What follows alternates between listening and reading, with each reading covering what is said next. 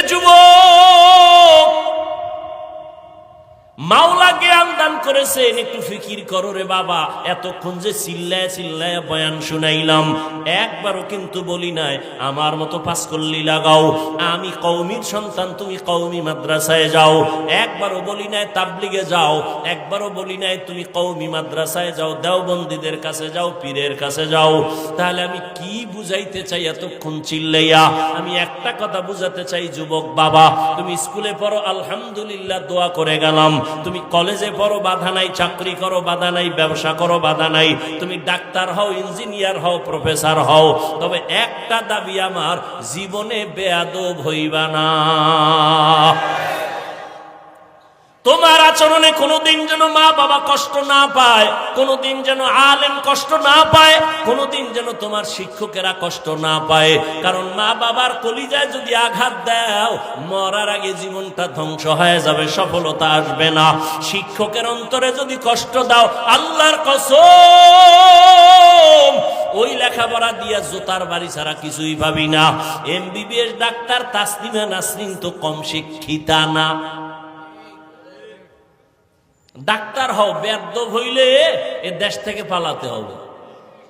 বেয়াদবি করিও না। আলেম ওলামার দোয়া, মা বাবার দোয়া, শিক্ষকের দোয়া নিয়ে আগাও। তুমি ডাক্তার হলে শুধু বাংলাদেশের মধ্যে শ্রেষ্ঠ ডাক্তার হতে পারবা, সম্মান আল্লাহ বাড়ায় দিবেন। মা বাবার দোয়া যদি নিতে পারো, শিক্ষকের দোয়া, আলেমের দোয়া নিয়া যদি তুমি ইঞ্জিনিয়ার হও, দেশের মধ্যে শ্রেষ্ঠ ইঞ্জিনিয়ারের সুনাম অর্জন হবে, আল্লাহ সম্মান বাড়ায় দিবেন। আর যদি বেয়াদবি করে ফেলো, তোমার ডাক্তারগিরি কোনোদিন টিকবে না, ইঞ্জিনিয়ারগিরি টিকবে না, সম্মানের জিন্দিগি আর কোনোদিন তালাশ করে পাইবা না। এবার বাস্তবে আসি। ও যুবক বাবা, আমি যে কথাগুলো বললাম, এবার ডানে বামে একটু নজর করো। তোমার মতো যুবক জীবনে কোনোদিন মাদ্রাসায় পড়ে নাই, কোনোদিন আলিফ বাতাও শিখে নাই, এমন জেনারেল লাইনের যুবক স্কুলে কলেজে পড়িয়াও 5 বেলার নামাজ পড়ে, সত্য কথা বলো, আসেনি? আর বয়ানের দরকার নাই। এই বয়ানটাই তোমার জীবনের শ্রেষ্ঠ বয়ান। বলো তুমি পারো না কেন? তোমার মতো যুবক রাস্তায় গাড়ি চালায়, ড্রাইভারি করে, 5 বেলার নামাজিও আছে না নাই? বলো তুমি কেন পারবা না রে বাবা? আল্লাহর কোরআনটাকে মিথ্যা মনে করেছো? যদি বলো হ্যাঁ, তো দেখা আল্লাহর কোরআনের একটা ভুল বের করে দেখাও। আল্লাহর কসম, একটা ভুল যদি দেখাইতে পারো, আমি এখন দাড়ি কেটে ফেলবো, নামাজ বন্ধ, আল্লাহর বিরুদ্ধে রাস্তায় নেমে যাব, কোরআন আগুন দিয়ে জ্বালাবো। কিন্তু 1500 বছর পর্যন্ত আল্লাহর কোরআনের একটা ভুল কেউ বের করতে পারে নাই, বরং বহু বিধর্মীরা কালেমা পড়ে মুসলমান হলো। মনেরে শুধু এতটুকুই বুঝাও, আমি তোমাদের হুজুর হইতে বলি নাই, আমি তোমাকে তাবলিগের চিল্লা লাগাইতে বলি নাই, আমি তোমাকে মাদ্রাসায় যাইতেও বলি না। তুমি ডাক্তার হও, ইঞ্জিনিয়ার হওয়ার দেখো, তোমার মতো যুবক র্যাব, আর্মি, পুলিশ, বিডিআর এর চাকরি করে, 5 ওয়াক্ত নামাজি দাড়িওয়ালা যদি থাকে, নিজের বিবেকটাকে জিজ্ঞাসা করো, তুমি কেন পারবা না? অবশ্যই আমার অন্তর বলে তোমার উপর আমার আল্লাহ বেজার। মা বাবার অন্তরে বোধহয় কষ্ট দিছো। মা বাবারে যদি কষ্ট নাই দিতা, কেন তুমি মসজিদে যাও না, নামাজ পড়ো না? কেন মানুষের সাথে ভালো আচরণ করো না? কেন তুমি মা বাবার দোয়া নিয়ে চলো না? কেন তুমি মুরব্বি দেখলে সালাম দাও না? আলেম দেখলে কেন বিরোধিতা করো? তোমার মতো যুবক তাকায়া দেখো, নদীর মধ্যে মাছ ধরে, নামাজ ছাড়ে না, চাকরি করে, ব্যবসা করে, নামাজ ছাড়ে না। ও আল্লাহর বান্দা, তুমি কেন পারবা না? ও পর্দার আড়ালের আম্মা জানেরা, বোনেরা, আপনার মতো কত মা এখনো আছে, পর্দা করে, স্বামীর মাল হেফাজত করে, মোবাইলে সময় নষ্ট করে না, সন্তানগুলো আদর্শওয়ালা বানানোর চেষ্টা করে। এরে আম্মা জানেরা, বোনেরা, আপনারা কেন পারবেন না? আপনার মতো মাই তো খাদিজাতুল কুবরা রাদিয়াল্লাহু আনহা, আপনারা তো হাফেজে কোরআনের মায়ের মতো দামি মা, আলেমের মায়ের মতো দামি মা, আপনারা তো সাহাবায়ে কেরামদের মায়ের মতো দামি মা, আপনারা তো ফাতেমা রাদিয়াল্লাহু আনহার মতো দামি নারী, আয়েশা রাদিয়াল্লাহু আনহার মতো দামি নারী। এরে আম্মা জান, এখনো সময় আছে, তওবা করে নেন, আল্লাহর ভয় অন্তরে ঢুকাইয়া স্বামীর মাল হেফাজত করেন। সন্তানটাকে আদর্শওয়ালা ডাক্তার বানান। সন্তান তেলাওয়াত করিয়া ডাক্তারিও করবে, মা বাবার জন্য দোয়া করবে, নামাজ পড়বে। বৃদ্ধ বাবাজি, আপনার মতো কত বুড়ারা হাতের মধ্যে লাঠি নিয়ে মসজিদে গিয়া 5 বেলার নামাজ আদায় করে, আপনারা কেন পারবেন না? এখনো সময় আছে, তওবা করেন। আল্লাহর ধরা বড় কঠিন ধরা। আজকে আমি টুপি পরি, দাড়ি রাখলাম, নামাজ পড়ি, হালাল খাই, কই আমাদের সম্মান তো মোটেও কমে নাই, বরং আগেও যেমন ছিলাম এখনো তেমন আছি, ভবিষ্যতেও তেমন থাকবো ইনশাআল্লাহ। আল্লাহর মোহাব্বত নিয়ে যারা চলবে এরা দুনিয়ায় বাদশা, আখিরাতেও বাদশা। যারা আলেমদের সাথে সম্পর্ক রাইখা নবীর তরিকা মেনে চলে, ব্যবসার লাইনে থাকলেও তারা সম্মানে আছে, চাকরির লাইনে থাকলেও সম্মানে আছে। আপনি কেন পারবেন না? এখনো সময় আছে, তওবা করেন। জানি না আবু জাহালের কপালওয়ালাকে এই ময়দানে তওবা নসিব হবে না। আবার ওমরের মতো কোন আল্লাহর গোলাম গুনার বোঝা নিয়ে ঢুকছে, হঠাৎ করে অন্তর তৈরি হয়ে যাবে তওবার জন্য, চোখে পানি আসবে। ওই রকম মেজাজওয়ালারা 2 ফোঁটা চোখের পানি ছেড়ে মোনাজাতে কান্দো আর তওবা করো। মনে মনে আল্লাহকে বলো, হে মালিক, জীবনে তো নামাজ কম সারি নাই, বেপরদায় কম চলি নাই, মনে চাইছে দাড়ি কাটবো, কেটে ফেলেছি, মনে চাইছে পার্কে ঘুরবো, ঘুরতে গেছি, জীবনে তো গুনাহ কম করি নাই। আজকে থেকে তওবা করলাম, মরিয়া গেল আর দাড়ি কাটবো না, নামাজ ছাড়বো না, বেপরদায় চলবো না। মা বাবার দোয়া নিয়া, শিক্ষকের দোয়া নিয়া, ওলামায়ে কেরাম মুরব্বীদের দোয়া নিয়া, নবীজির আদর্শ মেনে জীবনটা চালাবো। তওবা করার যদি কারো অন্তর নিয়ত তৈরি হয়, মুনাফিকি না থাকে, খাঁটি তওবার নিয়ত যাদের আছে, 2টো হাত আমার আল্লাহকে দেখায়া দাও। আয় আল্লাহ, হাতগুলো কবুল করে নেন, তওবা কবুল করে নেন, তওবার উপরে মজবুত হইয়া চলার মতো তৌফিক দান করেন, আমিন। সরমনের বিরুদ্ধে, তাবলীগের বিরুদ্ধে, দেওবন্দীদের বিরুদ্ধে, কওমির বিরুদ্ধে কোরআন সুন্নাহর দলিল নিয়ে কিছু বলার মতো সাহস অন্তত সোনার বাংলায় কোনো মায়ের সন্তানের নাই। ও পিছে পিছে বহু চাপাবাজি করে, ওটি কানই দেবেন, ওটি না শুনে বয়ে বয়ে দরুদ শরীফ পড়বেন, কামে লাগবে। हर के बाशद आमिले सल्लु मुदम आतशे दोजख शवद बरवाय হারাম। বেশি বেশি দরুদের আমল করবেন। কোন কথাটা জানি বলতেছিলাম, গেছে গেছে গেছে, 5 মিনিটে নাই।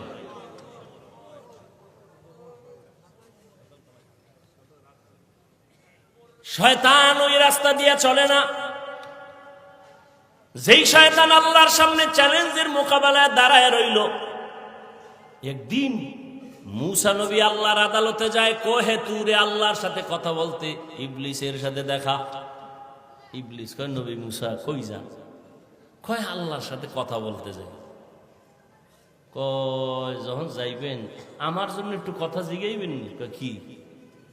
কয়, আল্লাহর সাথে তো ওই দিন আউলা জৌলা করে ফেলাইছি, নতুন করে কোনো রাস্তা আসেনি ক্ষমা টমার?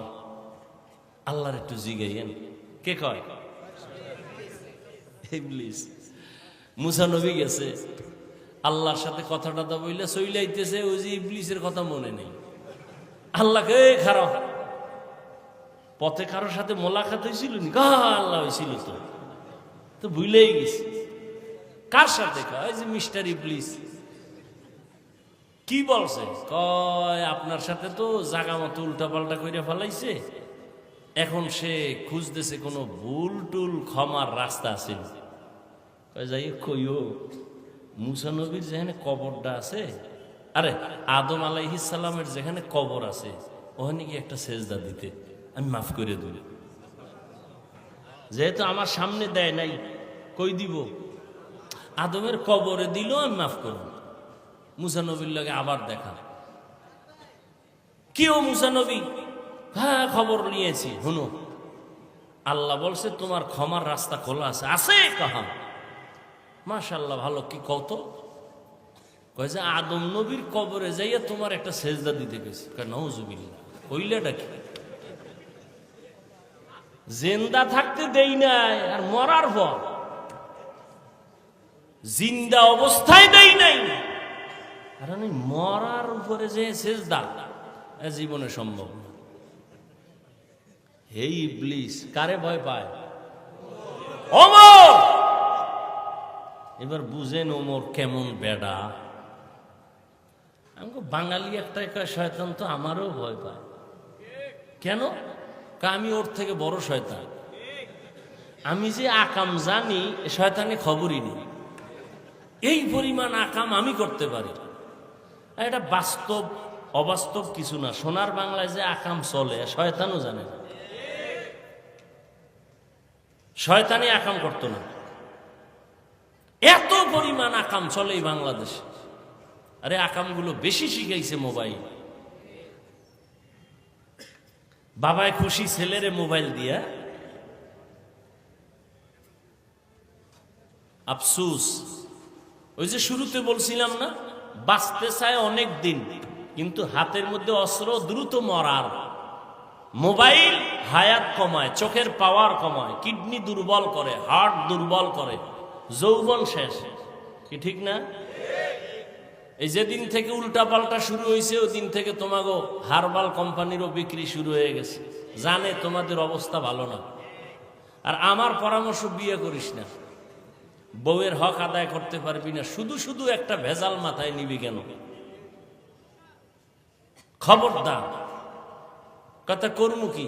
বিয়া না কইরা আল্লাহ রসুল একটা ঔষধ দিছে রোজা রাখার। রোজা রাখো, যৌবন কন্ট্রোল হয়ে যায়। স্ত্রীর হক আদায় করা বড় কঠিন। সন্তানের হক এত সোজা না। এবার যুবকদের আর একটা মরণ অস্ত্রের নাম বাইক। এটা আর এক মরণ অস্ত্র। এটার মধ্যে উঠলেই শরীর খালি আগুন বাইর হয়, আগুন। কি এর শীত মিত, চাদর মাদুর ফালায়া দৌড়। পেছনে বিপরীত পার্স থাকলে তো আরো আগুন। এমন দৌড় দিছে, ওভার ব্রিজের গোড়ায় যায় কাইতে রয়েছে। দুইজনে দুই দিক, চাক্কা ঘুরে মেশিন ছাড়া। আমি কি বানায় বলতেছি? বাঁচতে চাও বেশি দিন, কিন্তু আকাম করো দ্রুত মরার। গড় সংখ্যা হিসাব করো, ইদানিং কালে করোনার থেকে হিসাব মিলাও। যত মরণ অধিকাংশ যুবক যুবক যুবক, অধিকাংশ। আল্লাহ হেদায়াত দান করুন। এক যুবক মদের বোতল নিয়ে হাঁটতেছে, হঠাৎ করে দেখে ও রাস্তার মাথায় ওমর। কাফা শুরু হয়ে গেছে, শরীরে কম্পন, পিছেও হটতে পারে না। ওমরের নজর পড়ে গেছে। আর ওমরের তরবারি কথার আগেই চাইছে। এখন মদের বোতলে ভয়ে কাঁপতেছে আর আল্লাহরে ডাকতেছে, আল্লাহ ওমরের থেকে বাঁচাও, জীবনে আর মদ খামো না, মইরে যাবো। ওমর আস্তে আস্তে সামনে আইসাই বলে, এই যুবক, তোর হাতে বোতল কি, দে। যুবক দিতে চায় না, ভয়, ভেতরে মদ। বলে ভয় পাস না, দে। যুবক তো কলিজা দিয়ে আল্লাহর কাছে তওবা করে ফেলছে। বোতলটা ওমরের হাতে যখন গেছে, ওমর তাকায় দেখে এক ফোঁটা মদ নাই, পুরা বোতলটাই সাদা দুধে ভরা। এই সেই ওমর। রহমতের নবী বলেন, লাউ কানা বাদি নবিয়্যুন লাকানা ওমর। আমি মুহাম্মাদের পরে আল্লাহ নতুন যদি কাউকে নবী বানাইতেন, আমার পরে নবী হতো আমার সাহাবী ওমর। তার মানে ওমর নবী হয় নাই, আল্লাহ আমার পরে কোনো নবী বানাবেন না। অতএব যদি দুনিয়াতে আহমদ নামে, গোলাম আহমদ নামে উল্টা পাল্টা কেউ নবীর দাবিদার হয়, দলিল ছাড়া বলে দাও তারা কাফের। কাদিয়ানীদেরকে ইমানের তাগিদে কি ভালো মনে করা যাবে? তো ভালো মনে করা যদি না যায়, তাদের পণ্য কেন আপনি ব্যবহার করেন? এই যে ইসরায়েলকে ভালো মনে করেন, তাদের পণ্য কেন আপনারা ব্যবহার করেন? যেই জিনিস খাওয়া হারাম, তা বিক্রি করা হারাম, তার ব্যবসা হারাম। মদ পান করা হালাল না হারাম? এর ব্যবসাও হারাম। বিড়ি টানা সুন্নত, এর ব্যবসাও হারাম। যেই জিনিস ব্যবহার করা হারাম তার ব্যবসাও কি হারাম। হালাল ভাবে টাকা অর্জন করেন, কোটি টাকার দরকার নাই, লাভ কি? ওই বিল্ডিং থুয়ে জঙ্গলে ঘুমাইবেন, রিক্সা চালায় খান, খেরের ঘরে থাকেন, আরামে থাকেন, বউ মাইয়া ফোলা নিয়ে একটু জীবন যাপন করেন, স্বাচ্ছন্দ্যে চলেন, দিন আনবেন দিন খাইবেন, টেনশন নাই।